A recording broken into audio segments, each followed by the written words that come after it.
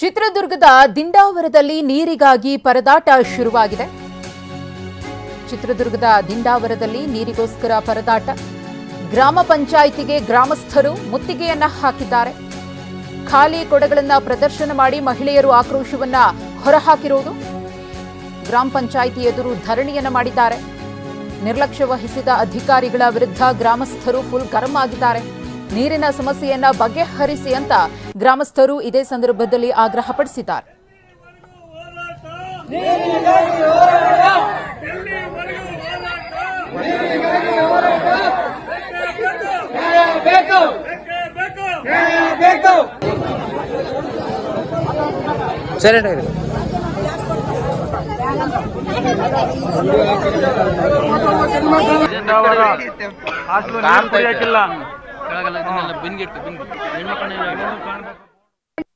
ಸಾಹೇಬ್ರೆ, ನಮ್ಮ ದಿಂಡಾವರ ಗ್ರಾಮಕ್ಕೆ ಕುಡಿಯೋ ನೀರು ನೀವು ನಾಳೆಯಿಂದ ಒದಗಿಸಲಿಲ್ಲ ಅಂತಂದ್ರೆ ನನ್ನ ಮೆಂಬರ್ಶಿಪ್ಗೂ ನಾನು ರಾಜೀನಾಮೆ ಕೊಡೋಕೆ ಸಿದ್ಧವಾಗಿದ್ದೀನಿ.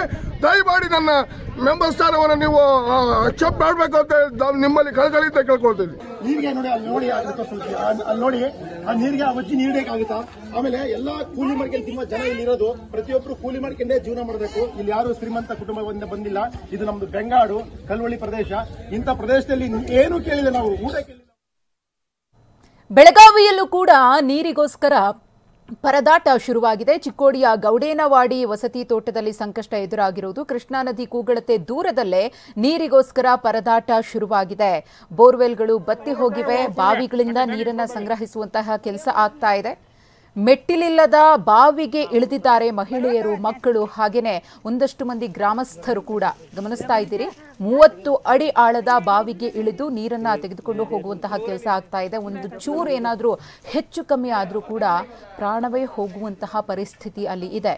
ಆ ಒಂದು ಜಾಗದಲ್ಲೇ ನೀರನ್ನ ತೆಗೆದುಕೊಂಡು ಹೋಗುವಂತಹ ದೃಶ್ಯಾವಳಿಯನ್ನು ಗಮನಿಸ್ತಾ ಇದ್ದೀರಿ. ಒಬ್ಬರಿಂದ ಒಬ್ಬರಿಗೆ ಬಿಂದಿಗೆಯನ್ನು ಪಾಸ್ ಮಾಡಿ ನೀರನ್ನು ಕಲೆಕ್ಟ್ ಮಾಡಾದ್ಮೇಲೆ ಅದನ್ನು ಮತ್ತೆ ಹಾಗೇನೆ ಪಾಸ್ ಮಾಡಿ ಮೇಲೆ ಕೊಂಡೊಯ್ಯುವಂತಹ ಕೆಲಸ ಆಗ್ತಾ ಇದೆ. ಕುಡಿಯುವ ನೀರಿಗೋಸ್ಕರ ಈ ರೀತಿಯಾಗಿ ಜನ ಅಲ್ಲಿ ಪರದಾಡ್ತಾ ಇದ್ದಾರೆ. ಆ ನೀರು ಕೂಡ ಯಾವ ಮಟ್ಟಿಗೆ ಇದೆ ಅನ್ನೋದನ್ನು ನೋಡ್ತಾ ಇರಬಹುದು. ಅದು ಕೂಡ ಕುಡಿಯೋಕೆ ಯೋಗ್ಯವಲ್ಲದಂತಹ ನೀರೇ.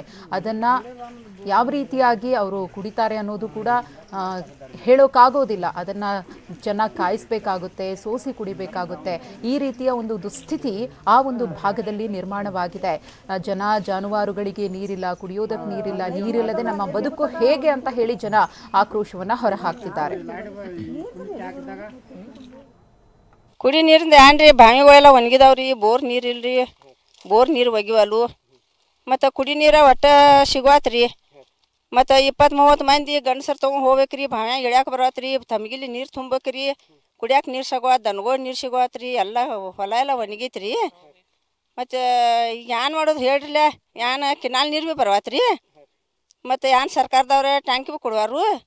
ಮತ್ತು ಕುಡಿಯಾಕೆ ನೀರು ದನಗಳಿಗೆ ಕೊಡಾಮ, ಮನುಷ್ಯನ ಕೊಡಾಮಾಗೈತ್ರಿ. ಹುಡುಗರು ಹುಚ್ಚಿ ತೊಗೊಂಡು ನಾವು ಏನು ಮಾಡೋದ್ರಿ?